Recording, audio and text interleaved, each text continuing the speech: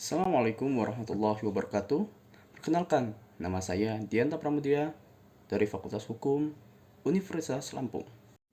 Pada kesempatan presentasi kali ini, saya akan menjelaskan tentang sumber hukum perdata dalam arti formal dan dalam arti material.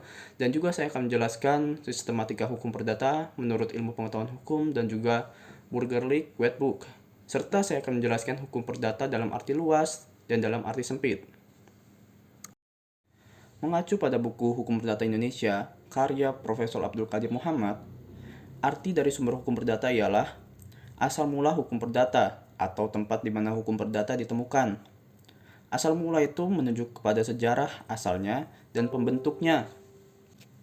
Sedangkan tempat menunjuk kepada rumusan-rumusan itu dimuat dan dapat dibaca. Sumber dalam arti asal mula, sejarah asal dan pembentuk, ini disebut sumber dalam arti formal. Sumber dalam arti formal, hukum perdata adalah hukum perdata buatan pemerintah kolonial Belanda yang terhimpun dalam BW atau Burgerlich Wetbook. Hal tersebut berdasarkan Aturan Peralihan Undang-Undang Dasar 1945 bahwa BW atau Kitab Undang-Undang Hukum Perdata itu dinyatakan tetap berlaku sepanjang belum diganti dengan undang-undang baru berdasarkan Undang-Undang Dasar 1945. Sumber hukum perdata dalam arti material. Sumber hukum perdata dalam arti tempat atau dalam arti material adalah rumusan ketentuan Undang-Undang Hukum Perdata yang dapat dibaca oleh umum. Sumber hukum perdata Indonesia pada saat ini masihlah menggunakan Staatsblad atau lembaran negara yang merupakan warisan dari zaman kolonial Belanda dahulu.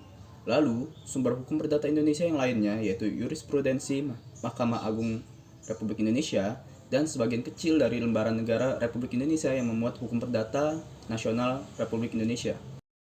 Himpunan undang-undang dan kodifikasi. Apa itu himpunan undang-undang?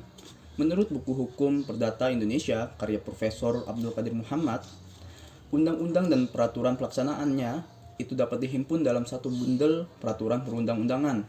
Himpunan itu disebut dengan himpunan undang-undang. Contoh dari himpunan undang-undang adalah himpunan undang-undang agraria, himpunan undang-undang perusahaan, dan sebagainya. Bidang hukum perdata, hukum pidana, hukum dagang, hukum acara perdata, hukum acara pidana, dan hukum tata negara dapat dibuat dalam bentuk undang-undang biasa dan juga dapat dibuat dalam bentuk kodifikasi. Apa itu kodifikasi? Kodifikasi artinya penghimpunan ketentuan-ketentuan bidang hukum tertentu dalam satu kitab undang-undang yang tersusun secara sistematis, lengkap, dan tuntas. Contoh dari kodifikasi adalah Burgerlich Wetbook, Wetboek van Kophandel, dan Wetboek van Strafrecht. Sistematika kodifikasi. Sistematika kodifikasi artinya susunan yang teratur dari suatu kodifikasi. Sistematika kodifikasi hukum perdata meliputi bentuk dan isi. Sistematika kodifikasi hukum perdata tersusun dengan secara sistematis, terbukti dari sistematika bentuk kitab undang-undang hukum perdata yang meliputi urutan dari bentuk yang terbesar hingga bentuk yang terkecil, yaitu kitab undang-undang tersusun atas buku-buku, tiap buku tersusun atas bab-bab, tiap bab tersusun atas bagian-bagian, tiap bagian tersusun atas pasal-pasal, tiap pasal tersusun atas ayat-ayat. Sistematika kitab undang-undang hukum perdata dapat juga tersusun ketika sistematika bentuk dan sistematika isi digabungkan, yaitu buku 1 mengenai orang van personen, buku 2 mengenai benda van zaken, buku 3 mengenai perikatan van verbin tennissen, buku 4 mengenai pembuktian van bewijs en verjaring. Hukum perdata dalam arti luas dan sempit. Hukum perdata dalam arti luas, hukum perdata yang berupa peraturan-peraturan yang tertulis atau biasa disebut hukum perdata tertulis. Dan juga ada hukum perdata dalam arti sempit, yaitu hukum perdata yang berupa peraturan-peraturan yang tidak tertulis atau biasa disebut hukum perdata tidak tertulis.